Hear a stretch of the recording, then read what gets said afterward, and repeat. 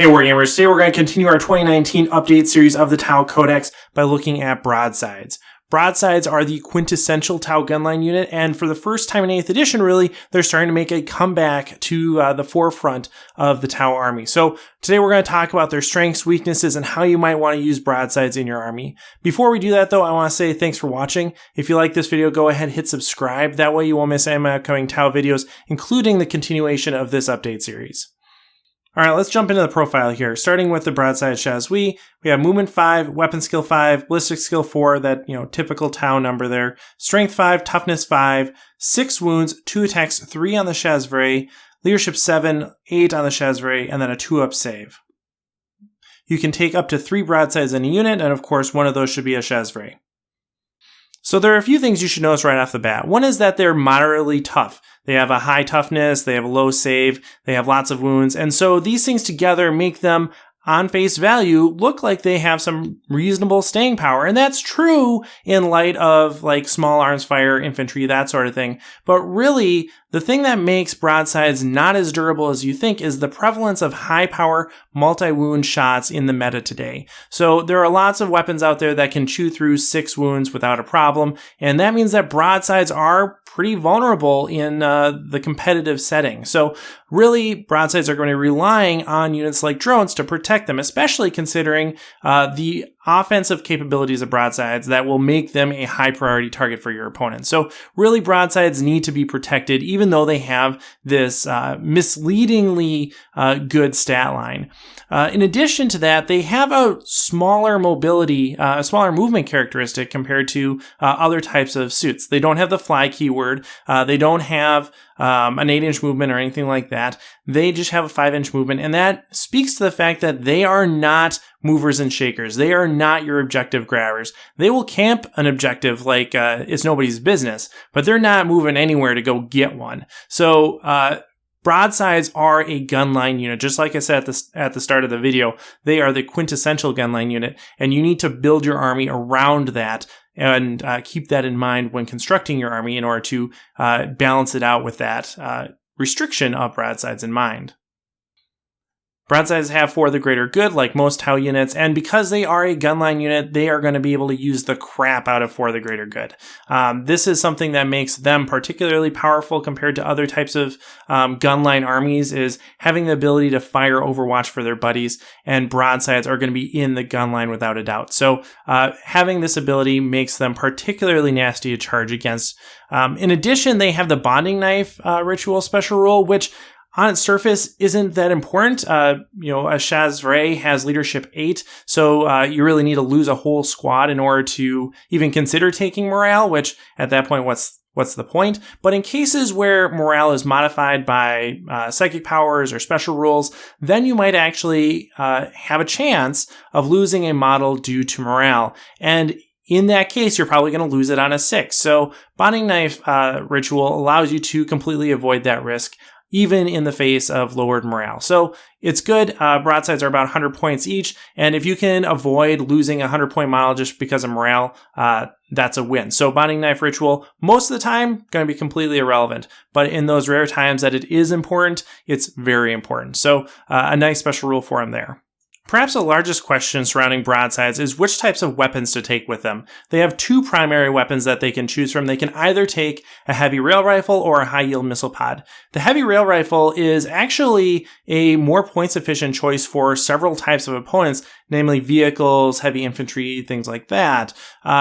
Compared to the high-yield missile pod, it has a little bit more oomph than the high-yield missile pod, but in those cases where it is more points efficient than a high-yield missile pod, Fusion Blaster is more points efficient still. So really, when we're looking at the whole army and making choices on which weapons we want to take on which units, the heavy rail rifle loses out because it is kind of in this no man's land of not being versatile enough to compete with a high-yield missile pod and not being specialized enough to compete with the fusion blaster. So really, if we're looking for anti-tank weaponry, we're going to be looking at fusion blasters, cyclic ion blasters, things like that, not the heavy rail rifle in particular.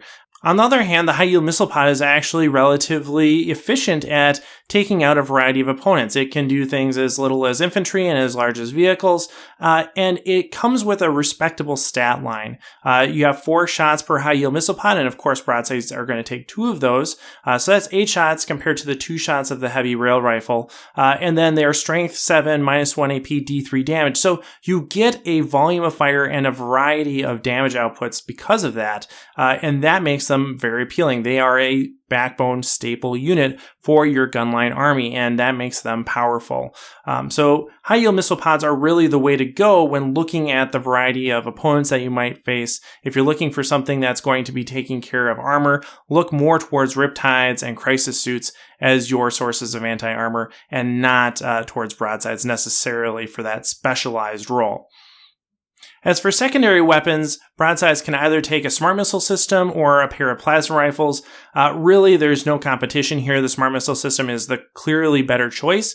Plasma rifles are fun. I like plasma rifles. I'm always looking for a way to actually be able to use them. But the benefits of the smart missile system are just too great. Essentially being able to ignore line of sight is extremely valuable. For any unit, but especially for broadsides, because they are in that gunline situation. They're not going to be able to gain line of sight very easily, and so they're subject to the line of sight that you give them on deployment a lot of the time. And so really being able to ignore that with the smart missile system is advantageous, not only offensively, but defensively. If you have a unit of broadsides that are near a ruin, and somebody puts a unit, like via Deep Strike, for example, in that ruin, and you can't see them, you can still shoot them with smart missile systems and either push them off an objective or deter them from charging you. So the smart missile system on its own is a strong weapon and a good complement to everything else that's on the broadside. In addition, it ignores cover, so you're essentially -1 AP on top of that for units that are in cover, and that can be augmented further with something like advanced targeting systems. So smart missile systems, a fantastic weapon on any unit, especially on broadsides. Now, of course, there's the other question of what should you bring for your support system? Broadsides can bring a single support system, and you have a lot of options. So what should you pick? Well, you have a few different options. One is that you can go with the target lock. That takes care of a lot of the weaknesses we're talking about with mobility. Being able to have the target lock and still fire your heavy weapons without penalty when moving is a big advantage. It allows you to actually use your broadsides more aggressively, take care of things like line of sight, and get away from opponents when they are getting near.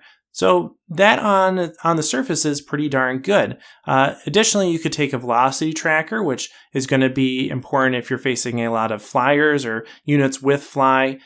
Increasing their ballistic skill to 3 up is going to be advantageous. But really what I think the winning support system is the advanced targeting system. Being able to add an additional value of AP to both your high yield missile pod and your smart missile system is really going to get you a lot of mileage. It is universally beneficial. You are always going to have an opponent that you can benefit from having an additional value of AP against. Even against things like demons, for example, you're going to be able to utilize that -1 AP against something. So having that -1 AP is going to be a really consistent and beneficial choice. And so that is the support system that I would recommend taking, is advanced targeting system.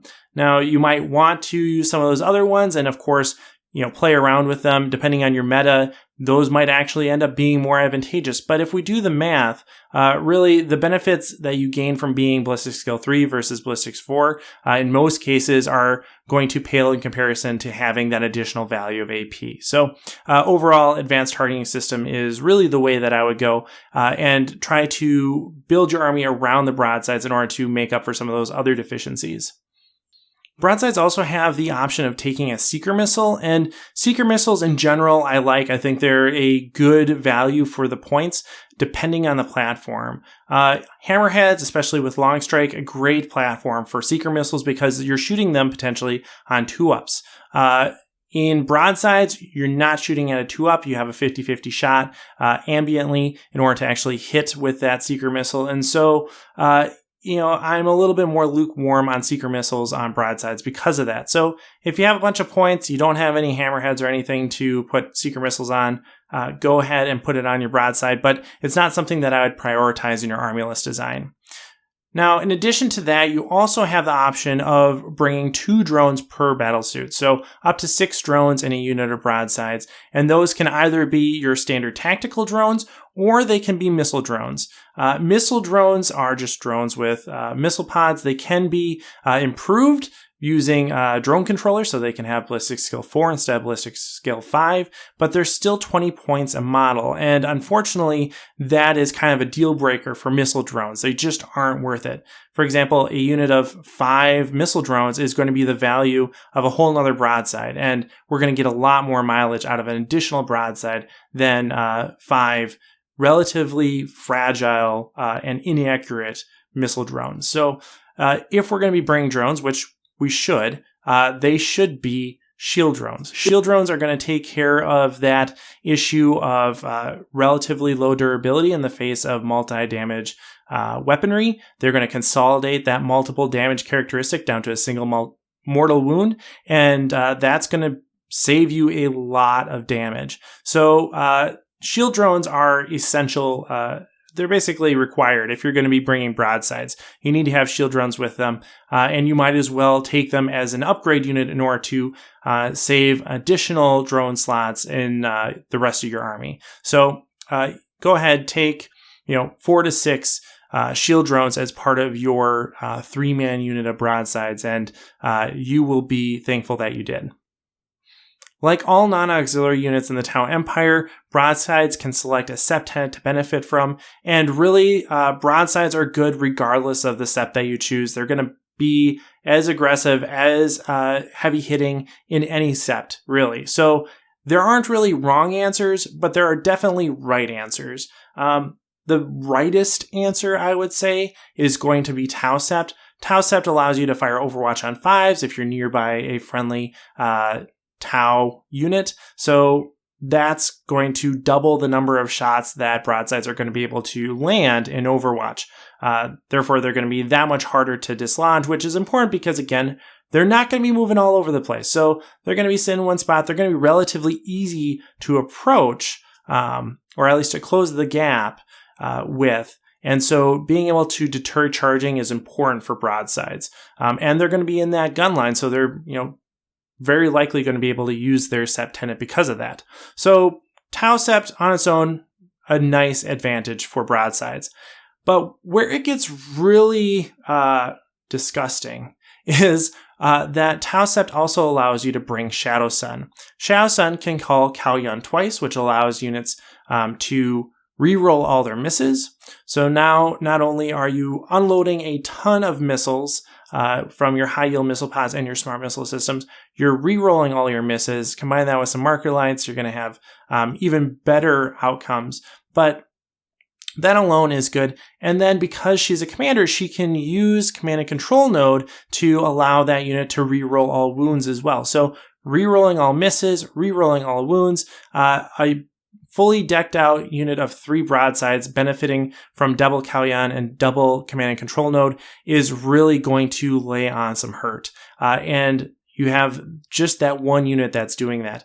If you have multiple units of broadsides plus all your other units around Shadow Sun, this is a massive amount of firepower, and you're going to be able to take out a lot of different opponents fairly easily because of that. So that is huge. On top of it, you have the focus fire stratagem, which allows you to wound more easily against targets that have already been wounded by a Taocept. So it's just a cascading level of stratagems and special abilities that are unlocked by taking the Taocept. And so broadsides really benefit from that sept allegiance because of that.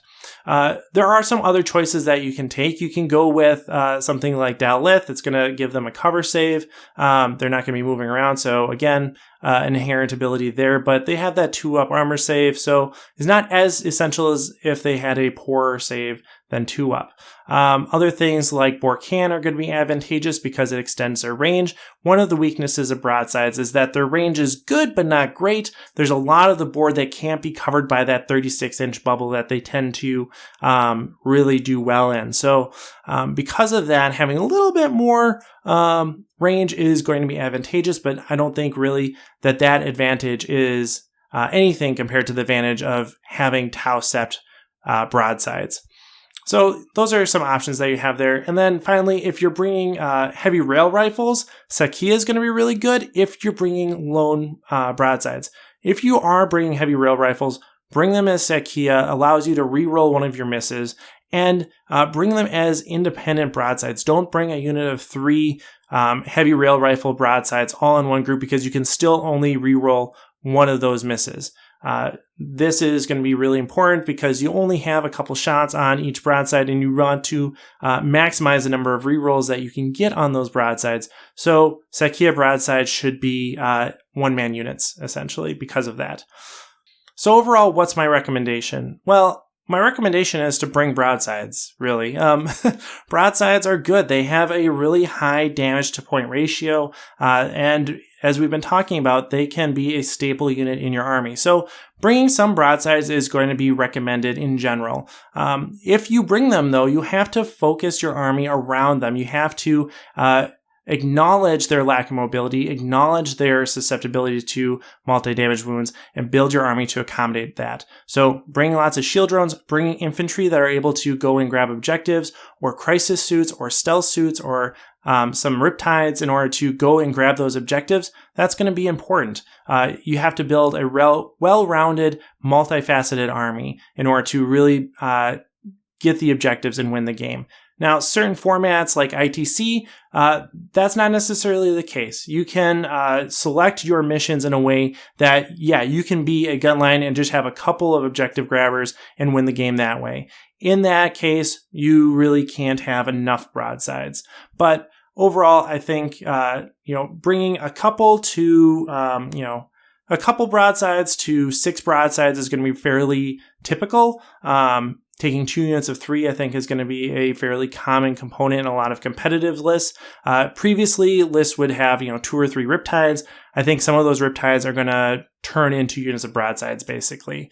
And that's the way that you're going to see the Tau army being built going forward, is having a larger broadside component and a lesser riptide component.